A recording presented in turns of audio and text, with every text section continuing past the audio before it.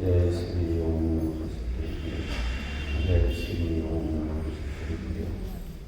नमो यंतां नमो सतां नमो आर्यां नमो वत्सयां नमो लोये सर्वसामानं ओंकारं बिन्दुसहितं नित्यं ध्यायन्ति योगिनः साम्यं मोक्षं च ओंकाराय नमो नमः अवीरशत्रुघ्न प्रक्षालित सकलभूतमत्तरंगा मुनिगिरुवासी तीर्थ सरस्वती वतनोन्नताम् अज्ञानतिमिरान्धकारां ज्ञानाञ्जनशलाकया चक्षुरुन्मिलितं तस्मै श्रीगुरुवे नमः परम गुरुवे नमः परम्पराचार्य गुरुवे नमः सकलकलुषितं श्रीहंसं परिवरकं धर्मसम्बन्धकं भगवद्गीताकारकं पुण्यप्रकाशकं पापनाशकं शास्त्रं कीर्तनं चेतसत्यनामधेयम् अस्य मूलकर्तारासि सर्वज्ञदेवातरदुष्टगणधर्देवा प्रतिगणधर्देवा विश्वेशां लग्नं चारमासाते आचार्यपुनाचार्याणां साधनत्वं जन्मविच्छेदां श्रोताः सावधानं दयास्मि मंगलं भगवान् वीरो मंगलं गौतमोऽगणि मंगलं कुन्दकुन्दाद्यो जैनधर्मोऽस्तु मंगलं सर्वमङ्गलमङ्गलं सर्वकल्याणकारकं प्रधानं सर्वधर्माणां जैनं जयतो जैनं जयतो शासिनं जिनका परम पावन चरित्र जल निधि समान अपार जिनके गुणों के कथन में गणधर न पावे पार बस वीतराग विज्ञान जिनके कथन का सार उन सर्वदर्शी सन्मति को वंदना शतबार वंदना शतबार। बोलिए वीतरागी देव शास्त्रो धर्म की 10 लक्षण महापर्व की आत्मा की पर्युपासना करने के महान मंगलकारी 10 लक्षण महापर्व है। ये 10 लक्षण महापर्व आत्म प्रदेशों की मंगल धरा पर आत्म प्रदेशों की पावन भूमि पर सम्यक्त्व का पुष्प अंकुरित करने का अति पावन महामहोत्सव है।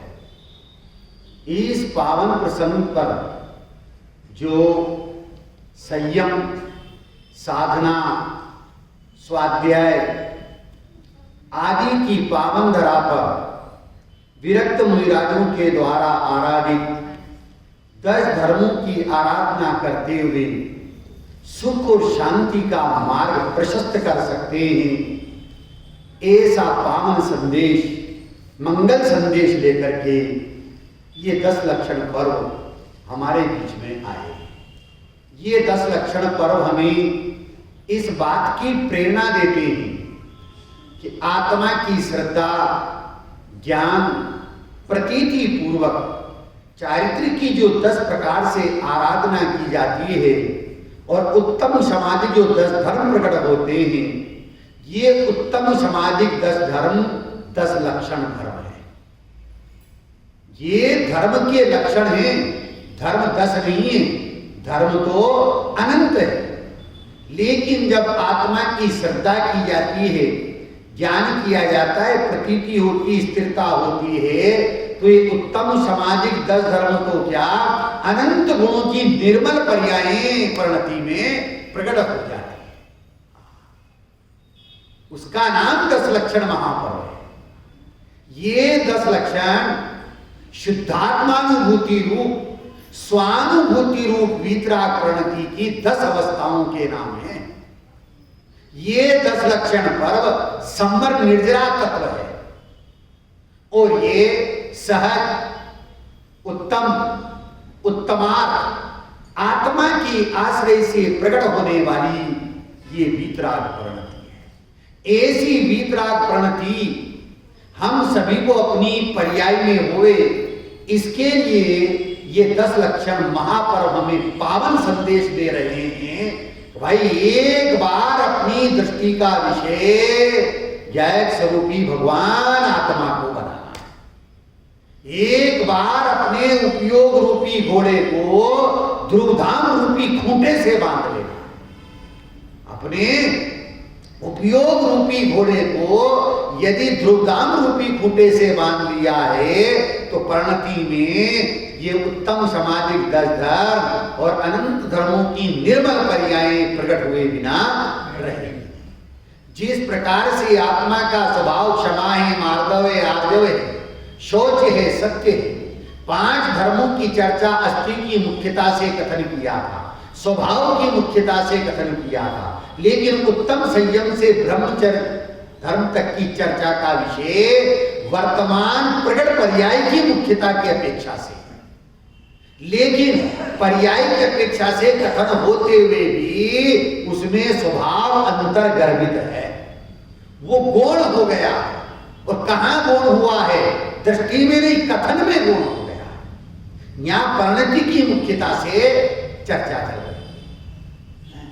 आज उत्तम आकिंचन, उत्तम अर्थात ये आकिंचन धर्म ही नहीं, जितने भी धर्म हैं वो सारे धर्म सम्यक दृष्टि ज्ञानी धर्मात्मा को ही प्रकट होते हैं, अज्ञानी मिथ्या दृष्टियों को नहीं होते। जितने भी धर्म, धर्म का प्रादुर्भाव, धर्म का अंकुरण सम्यक दर्शन के सद्भाव में ही होगा। और यदि सम्यक दर्शन नहीं है तो धर्म का अंकुरण फूटने वाला नहीं है, प्रादुर्भाव होने वाला नहीं है। तो यहां के लिए उत्तम आकिंचन, जो सम्यक दृष्टि ज्ञानी धर्मात्मा है उन्हीं को ही परिणति में ये आकिंचन धर्म प्रकट होता है। पर कब प्रकट होता है? तो उसके लिए ये सिद्ध कर रहे हैं कि ज्ञान स्वभावी आत्मा को छोड़कर, क्या कह रहे? ज्ञानानंद स्वभावी आत्मा को छोड़कर ही पर पदार्थ तथा पर के लक्ष्य से आत्मा में उत्पन्न होने वाले मोह राग द्वेष का भाव आत्मा के नहीं है। क्या कह रहे हैं? 2 चीज ली है नास्ति से, पर द्रव्य और पर द्रव्य के निमित्त से उत्पन्न होने वाले रागादि भाव। क्या कह रहे? संयोग है और संयोगी भाव है। ध्यान से सुनना, समझने की कोशिश कर रहा है। संयोग है और संयोगी भाव है।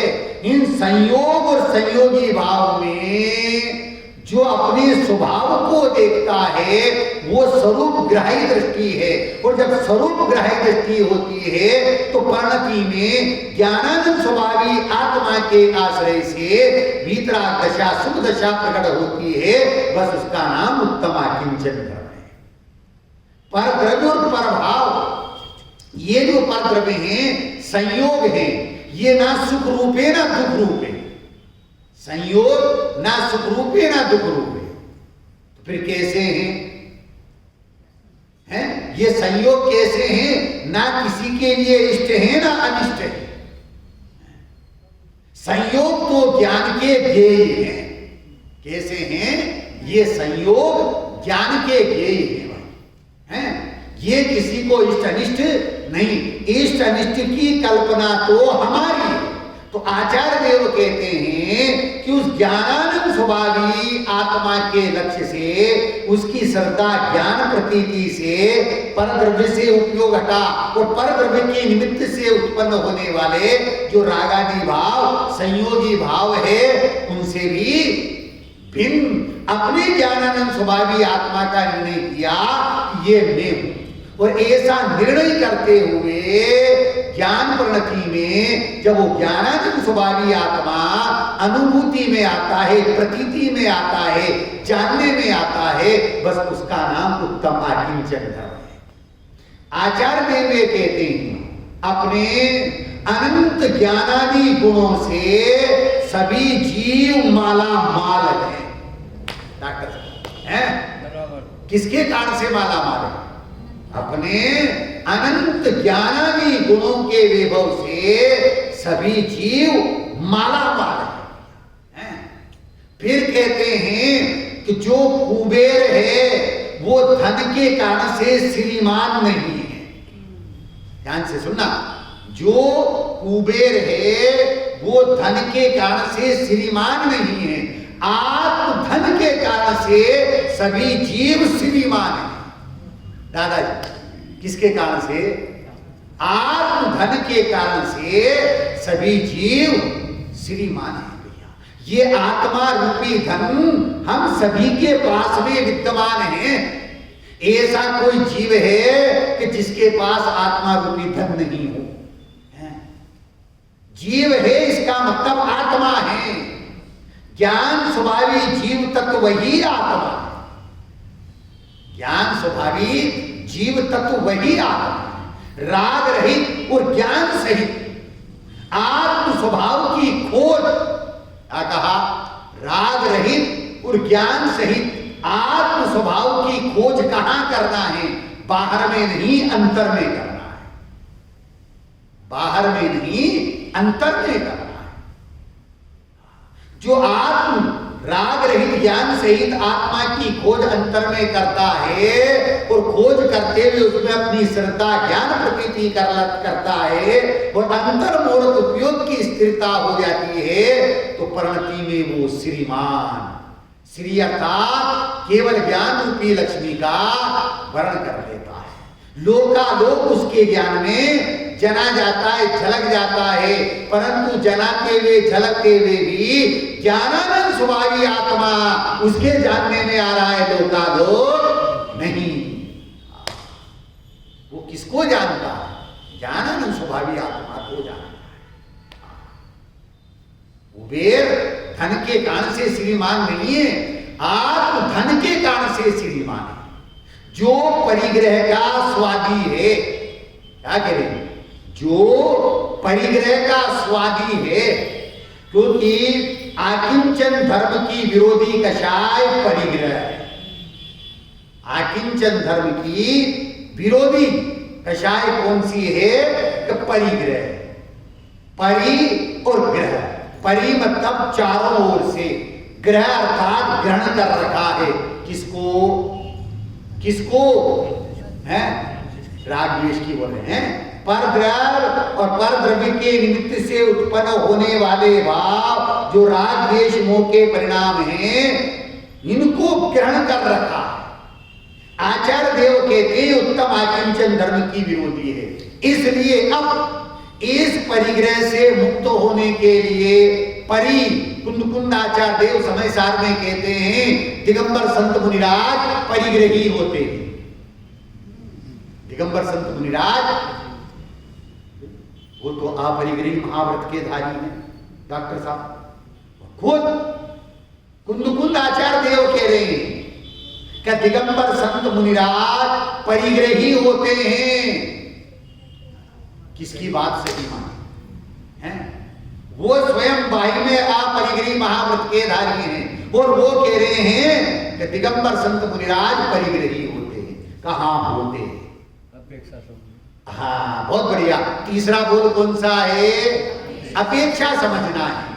क्या है? परि चारों ओर से ग्रह ग्रहण कर रखा है ज्ञानानंद स्वभावी त्रिकाली ध्रुव भगवान आत्मा को, इसलिए दिगंबर संत मुनिराज परिग्रही होते। क्या कह रहे? किसको ग्रहण कर रखा है? उस ज्ञायक स्वरूपी भगवान आत्मा को ग्रहण कर रखा है। और हमने किसको? परिग्रह, परिमत्ता चारों से ग्रह मतलब पर पदार्थों को ग्रहण कर रखा है। इसलिए हम भी परिग्रही, हम पर के परिग्रही हैं और दिगंबर संत मुनिराज स्व के परिग्रही हैं। तो जो परिग्रह का स्वादी होता है वो बिना ध्यान के भी कितनी ही दूर की वस्तु को नजदीक महसूस करता है, और नजदीक ही महसूस नहीं करता है, इतना ही नहीं अपने कल्पना जाल में उसको भोगने लगता है। क्या कहा है? जो परिग्रह का स्वादी है वह बिना ध्यान के भी कितनी ही दूर की वस्तु को नजदीक अनुभव करता है, और इतना ही नहीं वह कल्पना जाल में उसे भोगने भी लगता है। इसलिए आचार्य देव कहते हैं इस परिग्रह से मुक्ति के लिए, इस परिग्रह से रहित होने के लिए निशुद्धात्म तत्व का ग्रहण हुए। किसका ग्रहण हुए? निशुद्धात्म तत्व का ग्रहण हुए। उसका ग्रहण होने पर पदार्थ संयोग और संयोगी भाव से जीव मुक्त हो जाता है और परिणति में उत्तम आकिंचन धर्म प्रकट हो जाता है। उत्तम आकिंचन धर्म को जानने वाला, उत्तम आकिंचन धर्म को अपनी परिणति में प्रकट करने वाला संतुष्ट और निराकुल होता है। क्या कहा? उत्तम आकिंचन धर्म को जानने वाला कैसा होता है? संतुष्ट होता है और निराकुल होता है। कैसे? प्रथमान योग में एक प्रसंग आता है। राका और बांका नाम के स्त्री पुरुष थे डॉक्टर साहब। राका और बांका नाम के स्त्री पुरुष थे, लेकिन संपन्न नहीं थे। स्थिति, आर्थिक स्थिति उनकी बहुत कमजोर थी। दोनों ही जंगल में जाते, लकड़ियां बीनते और शाम को लेकर के आते, बेच देते थे, और जो पैसा मिलता उससे उधरपूर्ति कर लेते थे। लेकिन जो मिलता था वो पर्याप्त था, संतुष्ट थे उसमें। जो प्राप्त था वो पर्याप्त था, बस संतुष्ट रहते थे। एक दिन जो है बांका अर्थात पुरुष आगे जा रहा था, हैं, और राका पीछे चल रही थी। अब उस बांका को एक पत्थर की ठोकर लगती है। वो विचार करता है किसी अन्य दूसरे पुरुष को ठोकर नहीं लगे, इसलिए उस पत्थर को जो है उखाड़ देता है, निकाल देता है, और निकाल करके फेंकना चाहता है। लेकिन जैसे ही निकाला और उस पत्थर के नीचे स्वर्ण की अशर्फियां वो जो है उसे नजर आती है।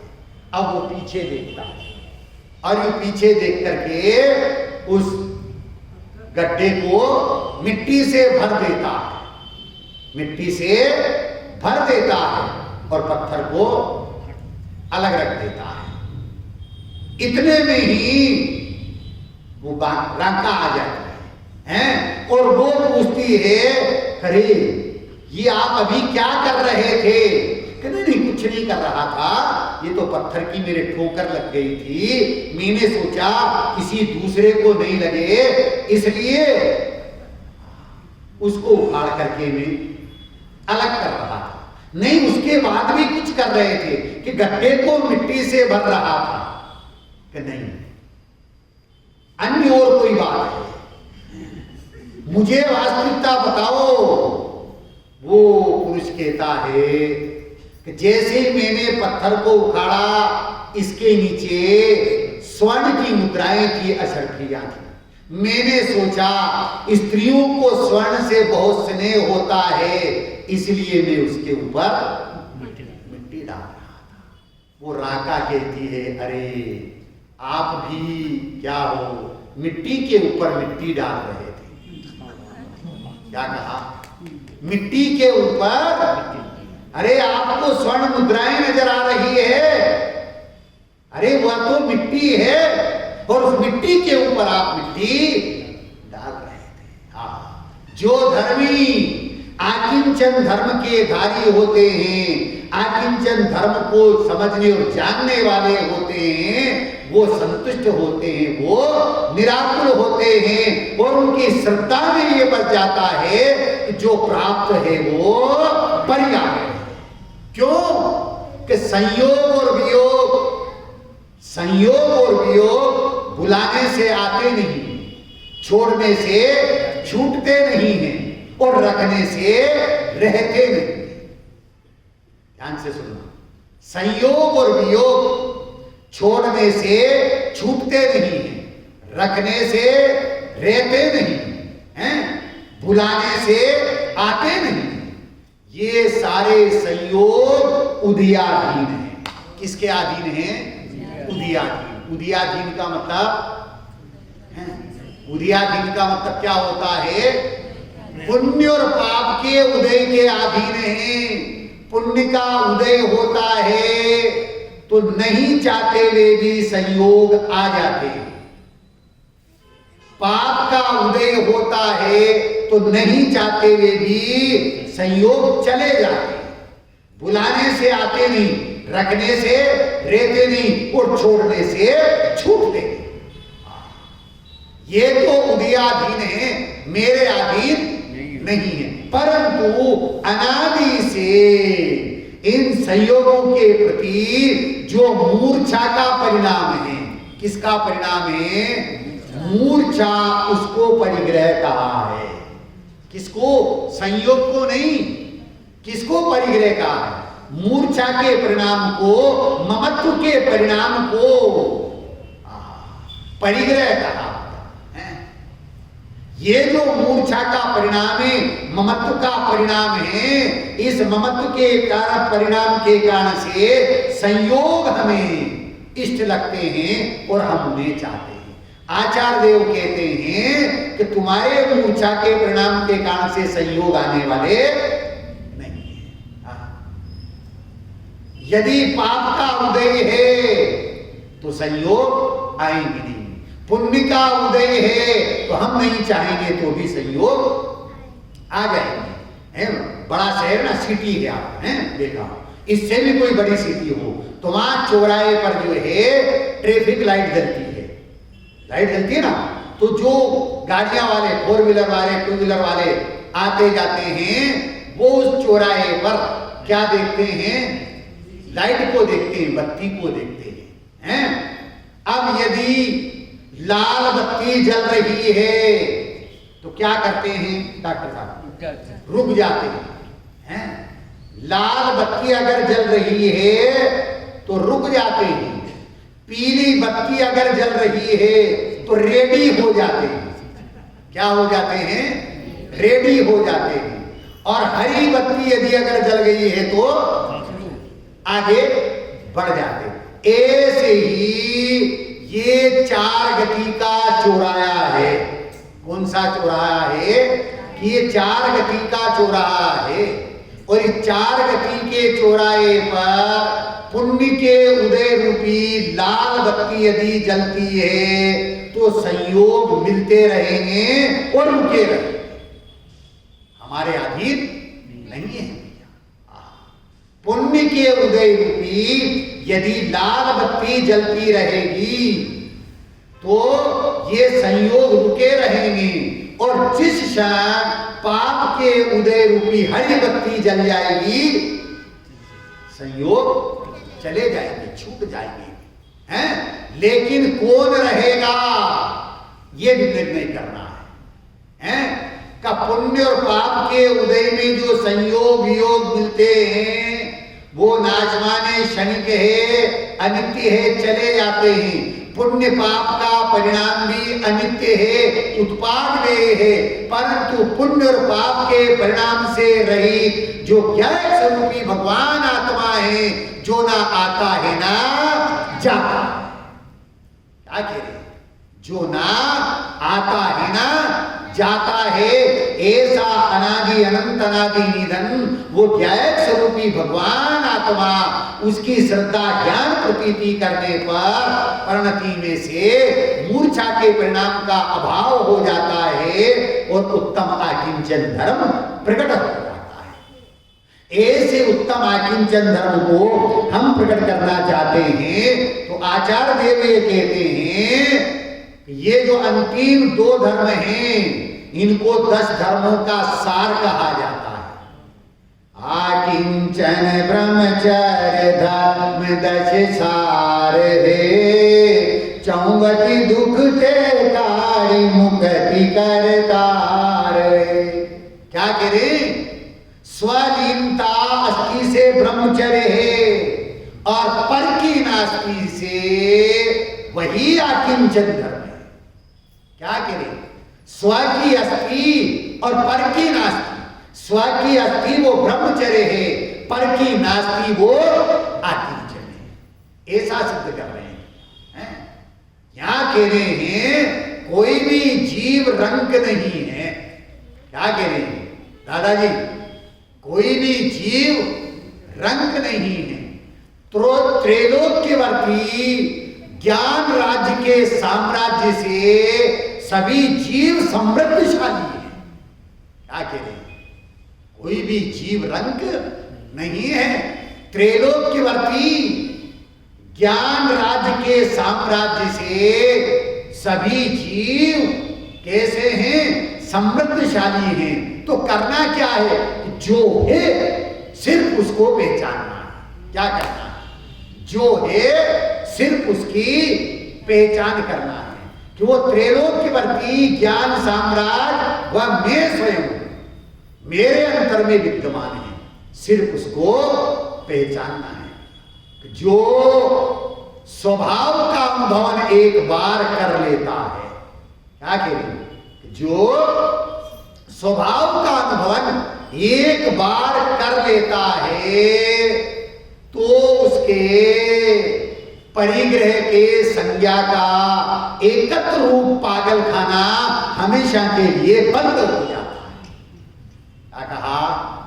जो एक बार स्वभाव का अनुभव कर लेता है तो उसके परिग्रह संज्ञा के एकत्व का पागल खाना हमेशा हमेशा के लिए बंद हो जाता है और वो अतीन्द्रिय आनंद का अनुभवन करता है। उस अतीन्द्रिय आनंद के अनुभवन का नाम उत्तम आकिंचन धर्म है। एक प्रसंग आता है, किसी राजा के दरबार में कोई राजा था, उसके राज दरबार में उसने काव्य गोष्ठी का आयोजन किया और नगर के बड़े बड़े कवियों को, राज्य के बड़े बड़े कवियों को बुलाया। अनेक कवि वहां पर उपस्थित हुए। एक साधारण सा कवि भी वहां उपस्थित हुआ। सभी ने अपना काव्य पाठ किया और उस कवि जो साधारण कवि था उसने भी अपना काव्य पाठ किया। और अपना काव्य पाठ करने पर राजा को प्रसन्नता का अनुभव हुआ।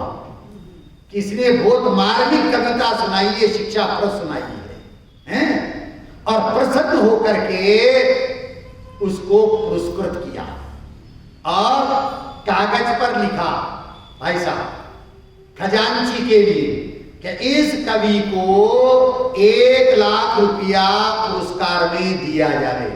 रमेश भाई क्या लिखा कागज के ऊपर? कि इस कवि को 1 लाख रुपया पुरस्कार में दिया जाए। और कवि से कहा जाओ खजांची से लेकर के आ जाओ, चले जाना खजांची से लेकर के। वो कवि खजांची के पास में गया और उसने कागज पे पढ़ा कि 1 लाख रुपया पुरस्कार में दिया जाए। खजांची विचार करता है कि राजा लोगों का दिमाग भी फिर जाता है, थोड़ी सी बात पे प्रसन्न हो जाते हैं और लाखों रुपया लुटा देते हैं। नीचे लिखा, पंक्ति लिखी उस खजांची ने, संकट के लिए धन का संग्रह करना चाहिए। क्या लिखा? संकट के समय के लिए धन का संग्रह जरूरी है। और वापस कवि को जो है राजा के पास में भेज दिया।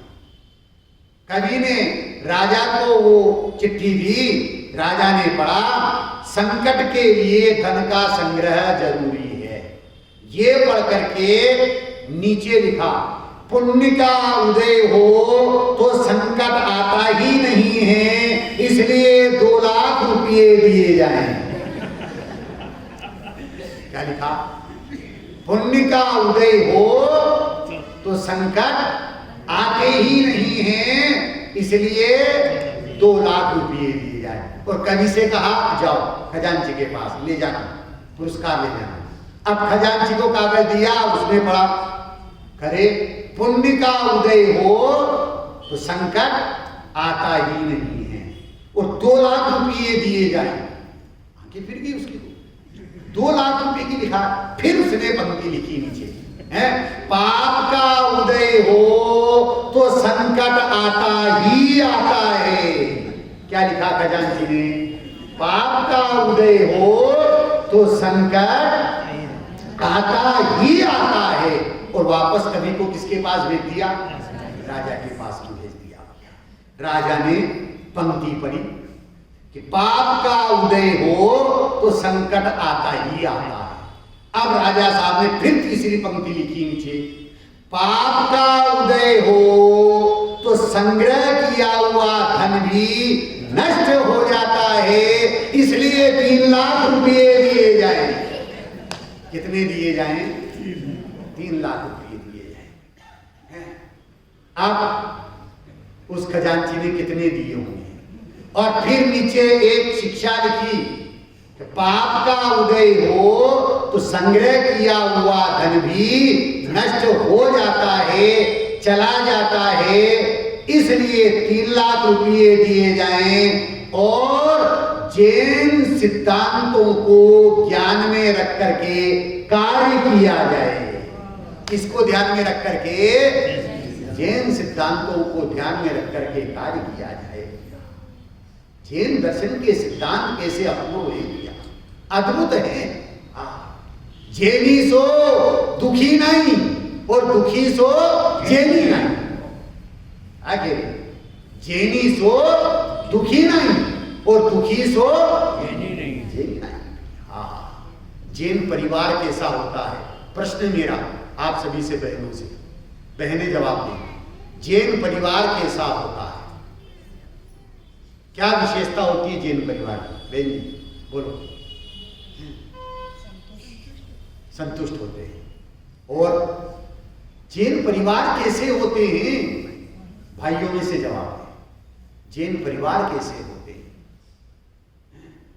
भाई साहब हैं, जैन परिवार कैसे होते हैं? जहां भावी सिद्ध पलते हैं वो जैन परिवार होता है। जहां जिस परिवार में भावी सिद्ध पलते हैं वो जैन परिवार होता है। गुरुदेव बोलते थे, पहले वो पेंडुलम वाली घड़ी चलती थी। डॉक्टर साहब क्या होता था उसमें? तो पूछा उनसे, किसी ने उनसे पूछा, गुरुदेव ये पेंडुलम ये इधर से उधर चल रहा है और घड़ी चल रही है, कि तुम्हें ये चलता हुआ दिख रहा है, परंतु ये घड़ी का पेंडुलम क्या कह रहा है? तू सिद्ध मैं सिद्ध, तू सिद्ध मैं सिद्ध, तू सिद्ध मैं सिद्ध, तू सिद्ध मैं सिद्ध। जैन परिवार जहां भावी सिद्ध पलते हैं वो जैनियों का परिवार होता है। जहां लोगों की पर्याय दृष्टि नहीं होती है, स्वभाव दृष्टि होती है, और स्वभाव दृष्टि के बल से वो धर्मात्मा है, ज्ञानी है। इसलिए जैनी सो दुखी नहीं और दुखी सो जैनी नहीं। या अंतर में ये हैं, खूंटा ठोक लेना है। हमारे तरफ खूंटा बोलते हैं, आपके तरफ क्या बोलते हैं? हम पता नहीं। जानवर को जिससे बांधते हैं ना, हाँ जो भी, हाँ कुंटी बोलते हैं, जो भी बोलते हैं, ये अपने अंतर में गाड़ के रखना है। जैनी सो दुखी नहीं, दुखी सो जैनी नहीं। जैन परिवार तो कैसा होता है? जहां भावी सिद्ध पलते वो जैन परिवार होता है। ऐसा जैन परिवार क्या बाह्य पर पदार्थों के प्रति मूर्छा का परिणाम होगा? नहीं होगा। सुखी वे नहीं जो 6 खंड को अपना मानते हैं। दादाजी, सुखी वे नहीं जो 6 खंड को अपना मानते हैं। सुखी वो हैं जो जिन आज्ञा को मानते हैं। सुखी कौन है? जिन आज्ञा को मानते हैं।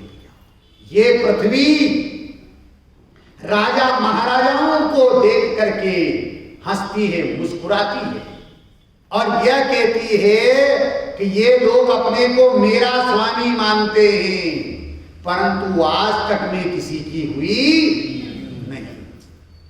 ये पृथ्वी राजा महाराजाओं को देख करके हंसती है और ये कहती है कि ये लोग अपने को मेरा स्वामी मानते हैं, परंतु आज तक में किसी की हुई नहीं। उसी प्रकार से मौत वैद्य और डॉक्टरों को देख करके हंसती है। मौत मृत्यु वैद्य और डॉक्टरों को देख करके हंसती है और ये कहती है कि मैं इन्हें भी आती हूं, आज तक मेरी कोई दवाई नहीं बनी है, आज तक मेरी कोई दवाई नहीं बनी है, टूटी की कोई बूटी नहीं, टूटी की कोई बूटी नहीं है। एक ईसागढ़ का नगर है मध्य प्रदेश में, अशोकनगर के पास में। उस ईसागढ़ में जो है पंडित जी रहते थे, भागचंद जी। कौन रहते थे? भागचंद जी। और जो उनके पास था वो पर्याप्त था, उसमें वो संतुष्ट थे। लेकिन पाप का उदय आया और जो संयोग थे वो भी छूट गए, विलीन हो गए, लेकिन वो आकुलित नहीं हुए। ध्यान से सुनना, समझने की कोशिश करना है। पापियों के पुण्य का उदय देख करके उन्हें आदर्श नहीं बनाना। क्या कहा?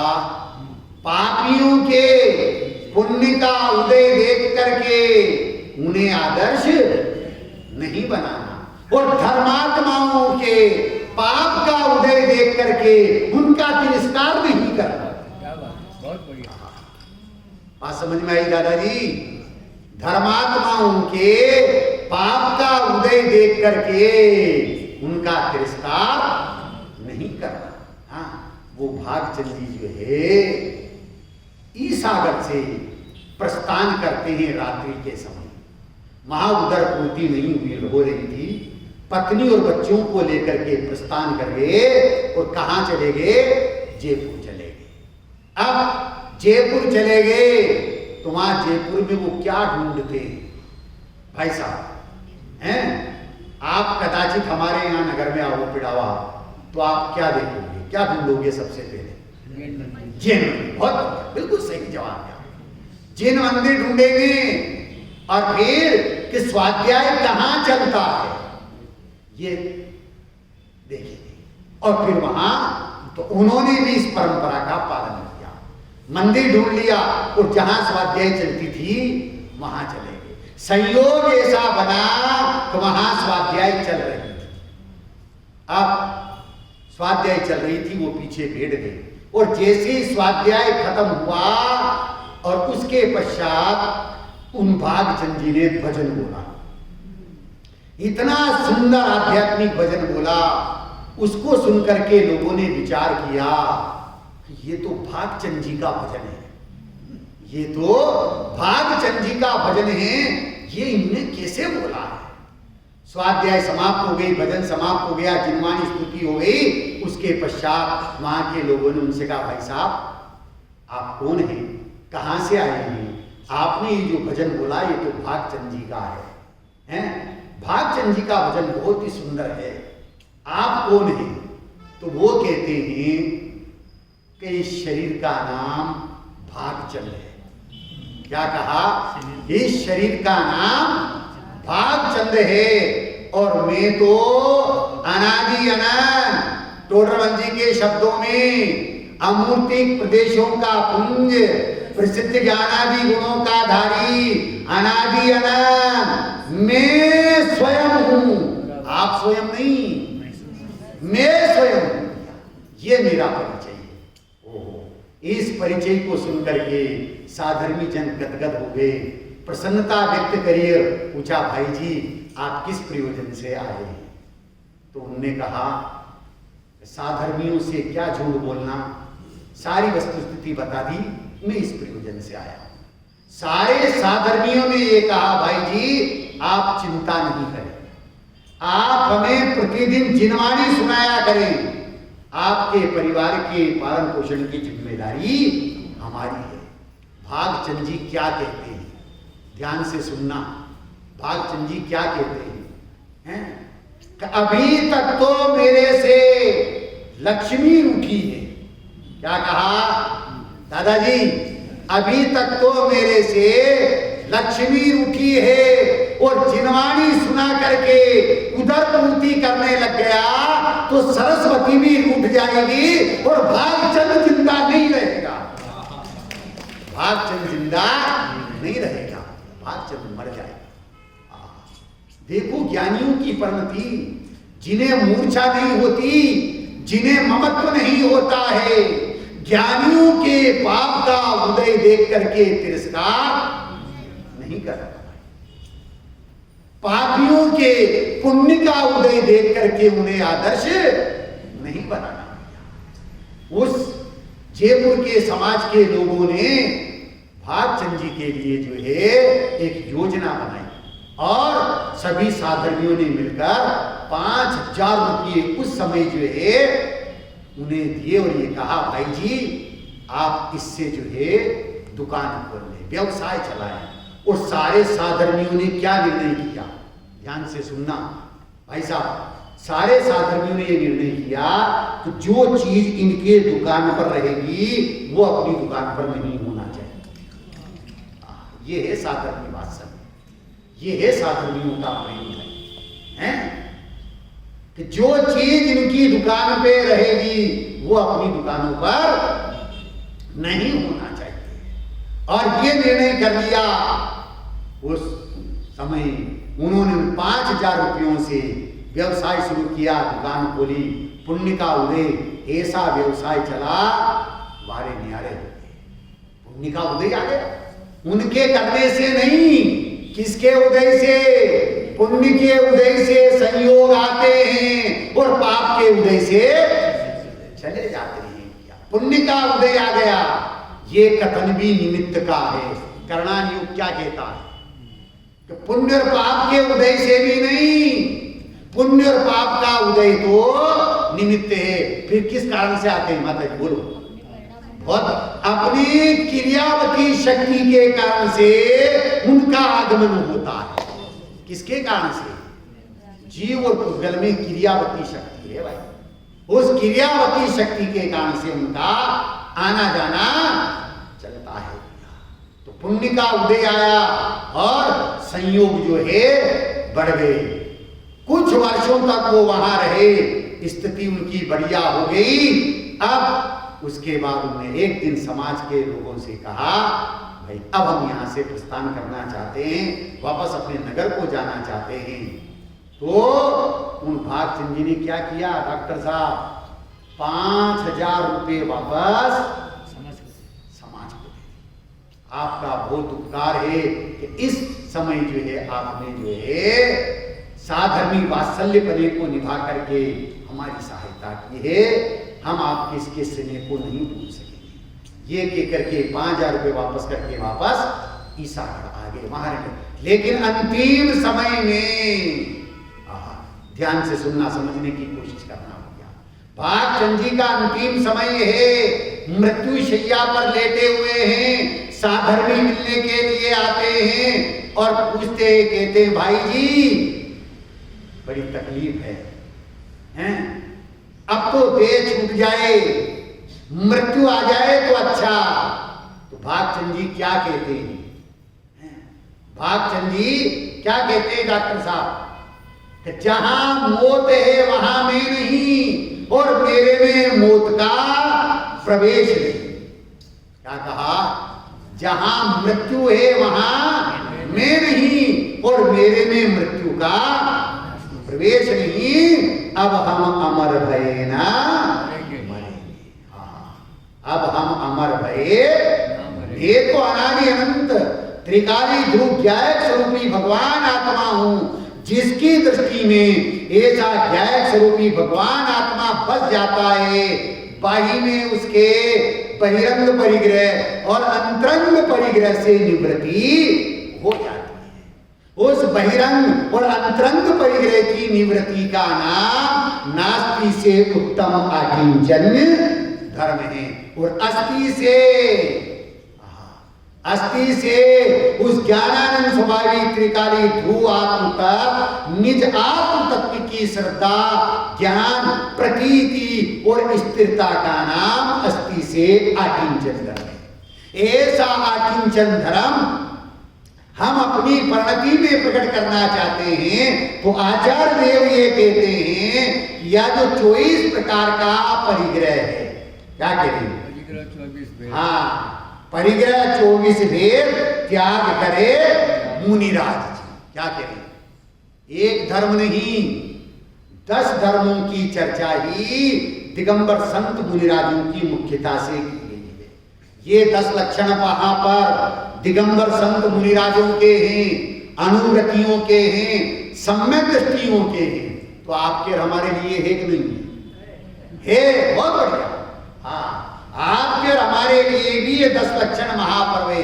क्यों है कि हमें भी सम्यक दर्शन प्राप्त करते हुए मोक्ष मार्ग में प्रवर्तन करना है।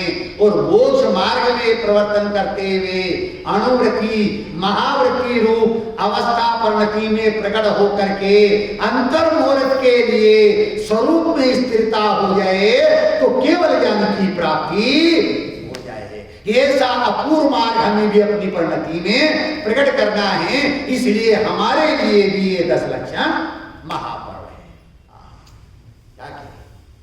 10 लक्षण पर्व हमारे लिए भी है। परिग्रह 24 भेद 10 प्रकार का बहिरंग का है और 14 प्रकार का अंतरंग का है। ये 24 प्रकार का परिग्रह है, जिसको अचेतन और सचेतन परिग्रह भी कहा जाता है। अचेतन बहिरंग और सचेतन अंतरंग परिग्रह है। तो यहाँ आचार्य क्या कहते हैं, ज्ञानी क्या कहते हैं कि सचेतन अचेतन परिग्रह से रहित निष्परिग्रह स्वरूप जो शुद्धात्म तत्व है, ज्ञायक स्वरूपी भगवान आत्मा है, ऐसे ज्ञायक स्वरूपी भगवान आत्मा में उपयोग की एकाग्रता होती है, उसमें उपयोग तन्मय हो जाता है तो परिणति में उत्तम आकिंचन धर्म प्रकट होता है। और बाह्य में क्या हो जाता है, जो संयोग है संयोगी भाव से इनसे जीव रहित हो जाता है, इनके प्रति मूर्छा के परिणाम का अभाव हो जाता है। मूर्छा सबसे बड़ा परिग्रह है, ममत्व का परिणाम। अनादि से इस जीव को अर्थात मेरे को पर में एकत्व है, ममत्व है, कर्तृत्व है, भोक्तृत्व है, ज्ञातृत्व है। ममत्व का परिणाम है, मूर्छा का परिणाम है। बरसात के समय में जो गुड़ की भेली रहती है ना, गुड़ है ना, गुड़ी बोलते हैं ना आप क्या, तो जगरी बोलते, हाँ जगरी, तो उस गुड़ की भेली के ऊपर चींटा चिपक जाता है। चींटा समझते ना, चींटा हमारे तो उसको मकोड़ा बोलते हैं, आपके तक क्या बोलते हैं? जो भी बोलते हैं। हाँ, तो जो मकोड़ा है उस गुड़ की भेली से चिपक जाता है। अब उस मकोड़े को, चींटे को हम पकड़ करके हटाना चाहते हैं, वो नहीं हटता है। और क्या होता है, हाँ, उसको यदि बल लगा करके खींचा जाए तो वो टूटना मंजूर कर लेता है, परंतु गुड़ की भेली को नहीं छोड़ता। मिठास के प्रति इतनी मूर्छा है। उसी प्रकार से आचार्य देव हमें कहते हैं कि हमारी अनादि से मिथ्यात्व के कारण से, किसके कारण से? मिथ्यात्व के कारण से। किसके कारण से? मिथ्या। सबसे बड़ा परिग्रह कौन सा है? जो कुर्सी पर बहने बैठी वो बताएंगे। सबसे बड़ा परिग्रह कौन सा है? हाँ, जोर से बोलो। मिथ्या तो सबसे बड़ा परिग्रह है। मिथ्या मित धातु से बना है, और मित अर्थात विपरीतता, उल्टी मान्यता, अतत्व श्रद्धा, उसका नाम मिथ्यात्व। इस मिथ्यात्व के कारण से पर पदार्थ हमें इष्ट लगता है, पर पदार्थ हमें अनुकूल लगता है, भला लगता है, जिसके कारण से पर पदार्थों के प्रति ममत्व का परिणाम रहता है, एकत्व महत्व कर्तृत्व भोक्तृत्व ज्ञातृत्व का परिणाम रहता है, जिसके कारण से आकिंचन धर्म प्रकट नहीं होता है।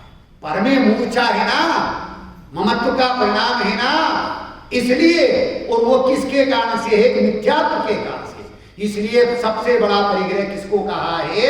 मिथ्यात्व को कहा है, मोह के परिणाम को कहा है। इस मिथ्यात्व और मोह के परिणाम के कारण से जो मैं हूं उसका हमें ज्ञान नहीं है, उसकी हमें श्रद्धा नहीं, और जो मैं नहीं हूं उसमें अपनत्व पने का परिणाम चल रहा है? डॉक्टर साहब, लोगों को पुरानी चीजें बहुत पसंद है। Old is gold, old is gold है, पुरानी चीजें बहुत पसंद है। हमने सन 1982 से पहले सवेरे में चर्चा में आया था, 1982 के बाद कोई पिक्चर नहीं देखी है और ना देखेंगे। इससे पहले बहुत देखी, तो हमने एक पिक्चर देखी थी और पिक्चर हाल में गाना आ रहा था और सब लोग झूम रहे थे डॉक्टर साहब, और झूम ही नहीं रहे थे हाँ, जेब में से पैसे निकाल करके फेंक रहे थे। हम विचार कर रहे थे कि ये कैसे मूर्ख लोग हैं जो इस गाने पर इतना प्रसन्न होकर के पैसे लुटा रहे हैं। अब आपका प्रश्न खड़ा हो सकता है कि वो गाना कौन सा था कि वो गाना कौन सा था?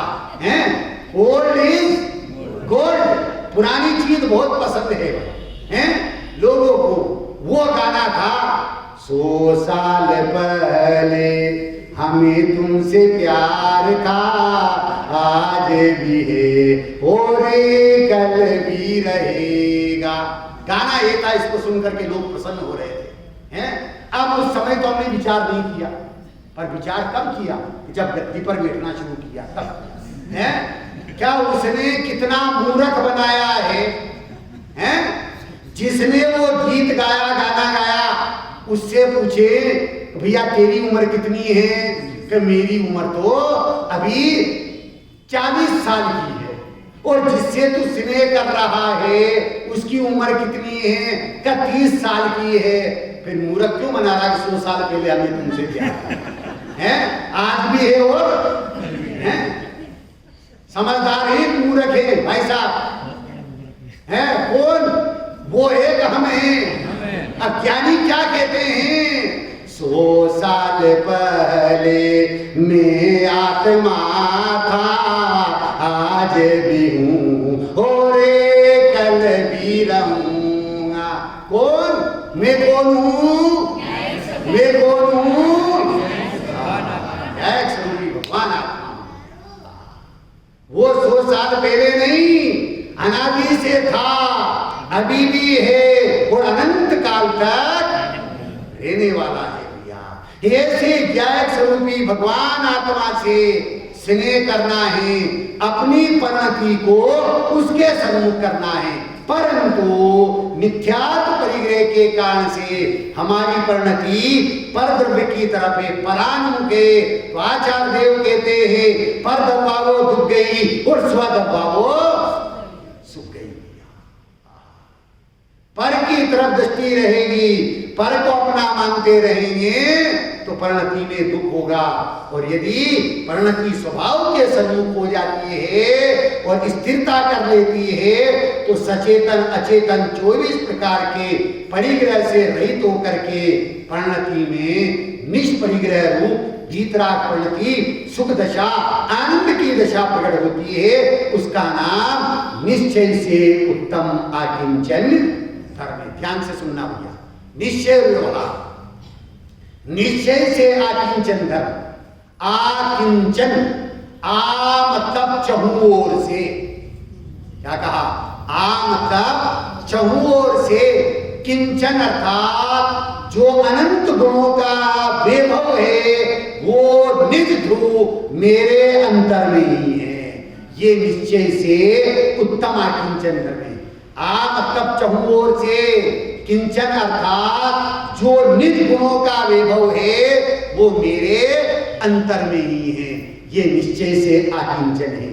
व्यवहार से अकिंचन मतलब नहीं, किंचन मतलब कुछ भी, मेरे ध्रुव स्वभाव में पर का प्रवेश किंचित मात्र भी नहीं है, ये व्यवहार से उत्तम किंचन धर्म है। ऐसे निश्चय व्यवहार से उत्तम किंचन धर्म को स्वरूप को समझते हुए हम किसको, जो सचेतन अचेतन परिग्रह से त्रिकाल रहित है, ऐसे ज्ञायक स्वरूपी भगवान आत्मा को दृष्टि का विषय बनाए भैया। एक प्रसंग आता है, ध्यान से सुनना। मैं आपको अपनी कहानी सुना रहा हूं, मेरी कहानी है, आप भी सुनना, विचार करना कि आपकी भी यही कहानी है कि नहीं। ध्यान से सुनना, मैं प्रश्न पूछूंगा बीच में हैं? एक चेतन सिंह नाम का राजा था, चेतन सिंह नाम का राजा था। ज्ञान सिंह उसका मंत्री था, ज्ञान सिंह उसका मंत्री था और उसका राज्य मध्य क्षेत्र था, उसका राज्य मध्य क्षेत्र था। उसने उसके राज्य को 10 जिलों में बांट रखा था और उन जिलों का जिलाधीश चंचल सिंह था। उस जिले का जिलाधीश चंचल सिंह था। उस राजा के राज्य में सर्व ओर से सुख शांति व्याप्त थी, लेकिन पाप का उदय न जाने कब आ जाता है। मैं हमेशा एक बात कहा करता हूं प्रवचन में हमारे यहाँ, एक समय का पाप का उदय राजा को रंग कर देता, एक समय का पाप का उदय राजा को रंग कर देता है और एक समय का पुण्य का उदय रंग को राजा कर देता है। पुण्य का उदय था, उस चेतन सिंह राजा के राज्य में सुख और शांति व्याप्त थी, क्योंकि ज्ञान सिंह मंत्री चंचल सिंह जो है जिसका जिलाधीश है, और उसने अपने राज्य को 10 जिलों में बांट रखा था। अब कुछ समय पश्चात ठगों का सरदार मोह सिंह, जिसका नाम क्या है, मोह सिंह, वो अपनी सेना के साथ प्रवेश करता है और जिलाधीश से मिलता है कि मैं यहाँ व्यापार करना चाहता हूँ। जिलाधीश का नाम क्या है, चंचल सिंह। बहुत बढ़िया है। जिलाधीश ने कहा भाई नहीं, हमारे राजा की आज्ञा नहीं, आप यहाँ व्यापार नहीं कर सकते, लेकिन हिंदुस्तान में इम्पॉसिबल कोई चीज नहीं है, सब पॉसिबल है, सब संभव है। हिंदुस्तान में नियम और कानून, हिंदुस्तान में नियम और कानून जहान छोड़ के जन्नत चले गए। हिंदुस्तान में नियम और कानून जहान छोड़ के जन्नत चले गए। अपने पीछे राज करने को रिश्वत अली खुशामद बेग, रिश्वत अली खुशामद बेग और सिफारिश खान को छोड़ गए। हिंदुस्तान में नियम और कानून जहान छोड़ के जन्नत चले गए और अपने पीछे राज करने को 3 बेटों को छोड़ गए। पहला बेटा रिश्वत अली है, छोटा ही छोटा सिफारिश खान है, मजला खुशामद बेग है, पर चलती ना उसकी एक है। अब उस ठगों के सरदार, क्या नाम था, मोह सिंह, बहुत बढ़िया, उसने पहले बेटे को काम में लिया। कौन सा पहला बेटा, रिश्वत है, और उसको रिश्वत दी। जिलाधीश ने जो है नाना करते हुए रख लिया। चलो भाई मंत्री जी से और पूछना पड़ेगा।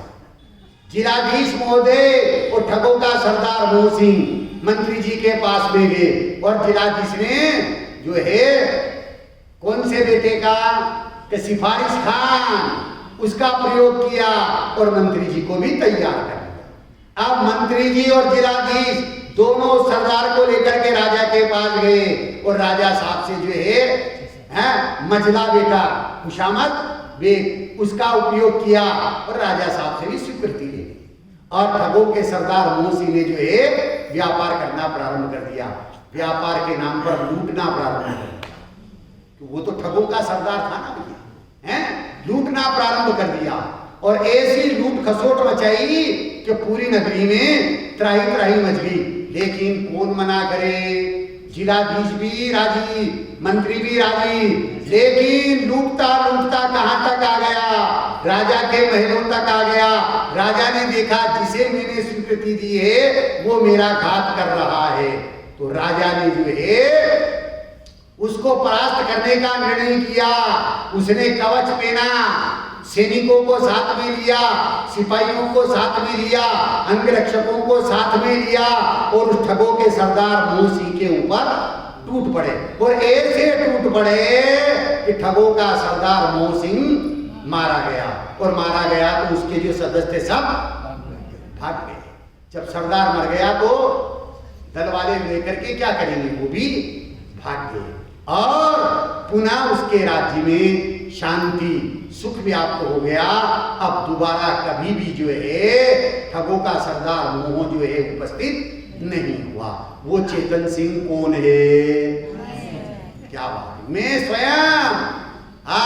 ज्ञान सिंह मंत्री वो कौन? कि ज्ञान गुण वो मंत्री है।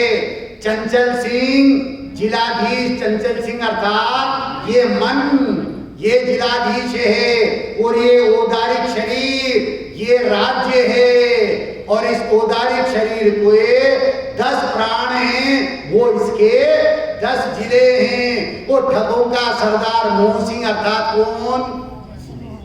दर्शन मोह। बहुत बढ़िया, बिल्कुल सही जवाब। मिथ्यात्व है, मोहिनी कर्म के 2 भेद, दर्शन मोहिनी, चारित्र मोहिनी।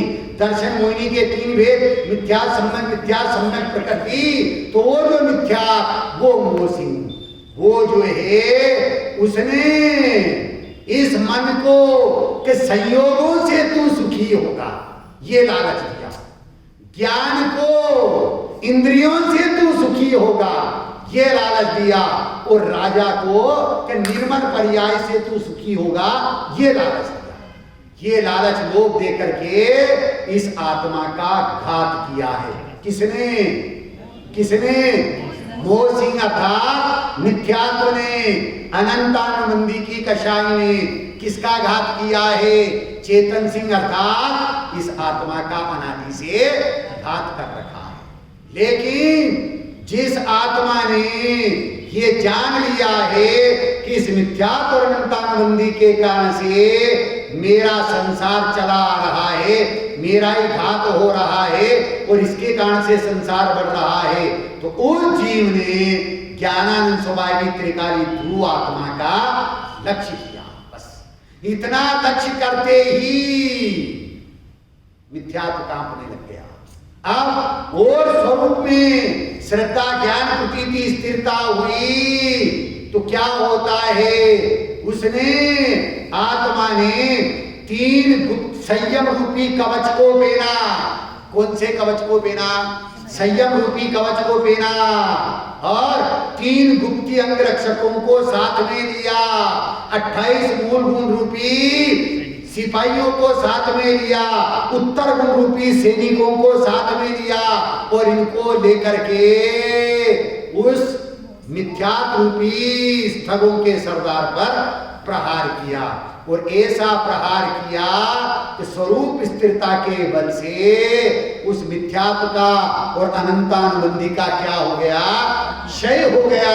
तो परिणति में क्या प्रकट हो गया? शायिक सम्यक्त्व प्रकट हो गया है। दर्शन मोह की 3 और अनंतानुबंधी की 4 प्रकृतियों का क्षय होने पर श्रद्धा गुण की जो निर्मल पर्याय प्रकट होती है उसका नाम शायिक सम्यक्त्व है। ये तो निमित्त की अपेक्षा और उपादान क्या कि जब जीव ने स्वसंता का उग्र पुरुषार्थ किया, अपनी ज्ञान प्रणति को, अपनी पर्याय को ज्ञायक के सन्मुख किया और ज्ञायक में वो स्थिर हो गई और ज्ञायक में स्थिर होने पर परिणति में जो श्रद्धा गुण की निर्मल पर्याय हुई उसका नाम शायिक सम्यक दर्शन है। ये शायिक सम्यक दर्शन गारंटी देता है कि अब इस आत्मा को मुक्ति होगी ही होगी। ऐसी मुक्ति यदि हमें चाहिए तो उस ज्ञानानंद स्वाभाविक त्रिकाली ध्रुव आत्म तत्व के सन्मुख अपनी परिणति को करें। और उस परिणति में कौन जनावे?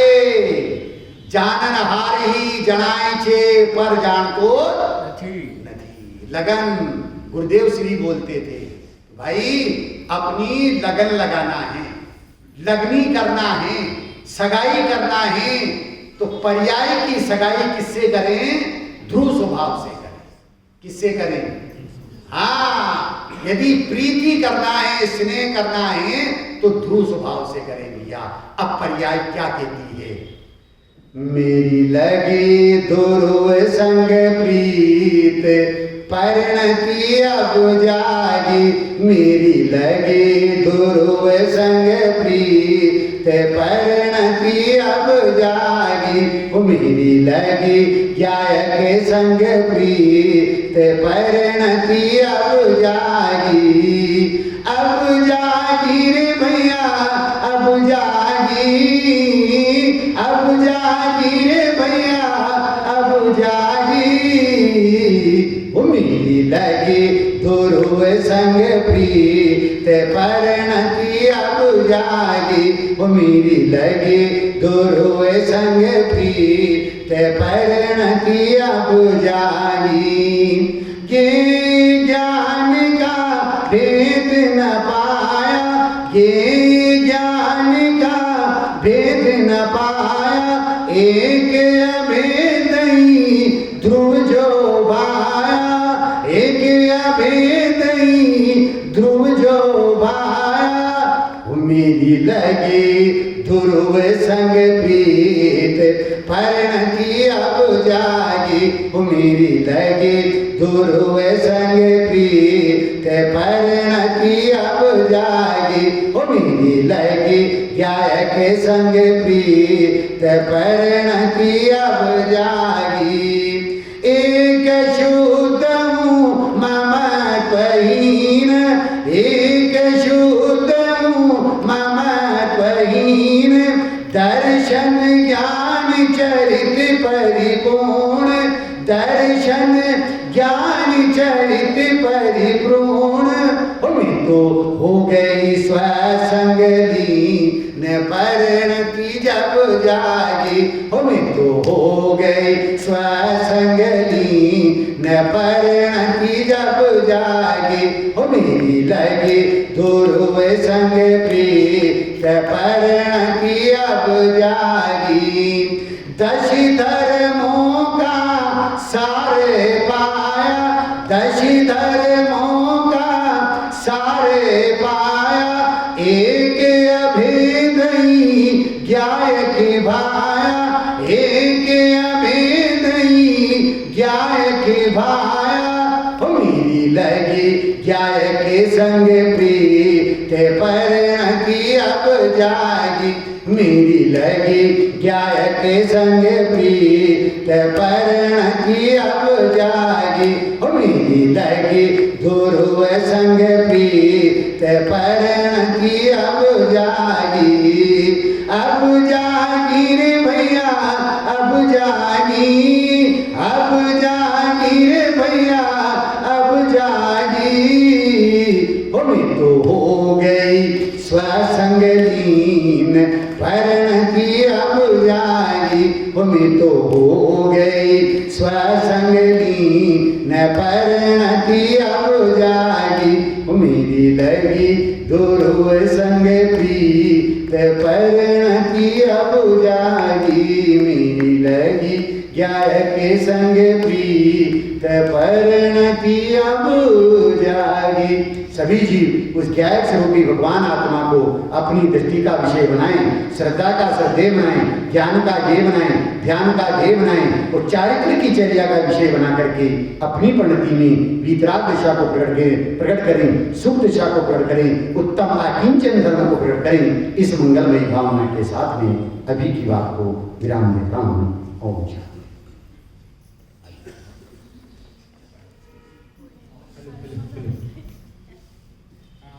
डॉक्टर साहब चेक कर भजन प्रस्तुत करना चाहते हैं।